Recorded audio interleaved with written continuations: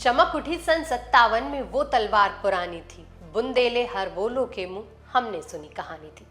जब देश की आन बान बहादुरी के लिए एक रानी ने अपने रौब से इतिहास लिखा। ये कहानी है रानी लक्ष्मीबाई की।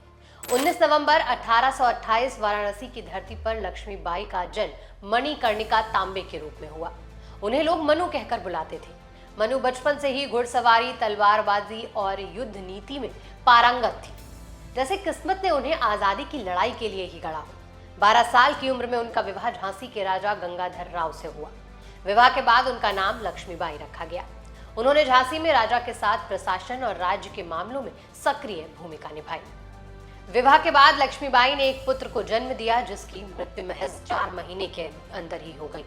बाद में उनके पति और झांसी के राजा का भी निधन हो गया। पति और बेटे को खोने के बाद लक्ष्मीबाई ने खुद ही अपने साम्राज्य और प्रजा की रक्षा की ठान ली। उस समय ब्रिटिश इंडिया कंपनी के वायसराय डलहौजी ने झांसी पर कब्जे का ये बेहतर समय समझा, क्योंकि राज्य की रक्षा के लिए कोई नहीं था।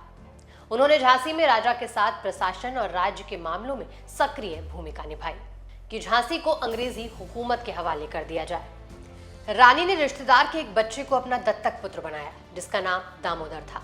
अंग्रेजों और झांसी की रानी के बीच युद्ध अंग्रेजी हुकूमत ने दामोदर को झांसी का उत्तराधिकारी मानने से साफ तौर पर इनकार कर दिया और झांसी का किला उनके हवाले करने को कहा। अंग्रेजों ने साम्राज्य पर कब्जा करने की कोशिश की, लेकिन लक्ष्मीबाई ने काशीबाई समेत 14,000 बागियों की एक बड़ी फौज तैयार कर ली। 23 मार्च 1858 को ब्रिटिश फौज ने झांसी पर आक्रमण कर दिया और 30 मार्च को बमबारी करके किले की दीवार में सेंध लगाने में सफलता हासिल की। 17 जून 1858 को लक्ष्मीबाई आखिरी जंग के लिए निकली।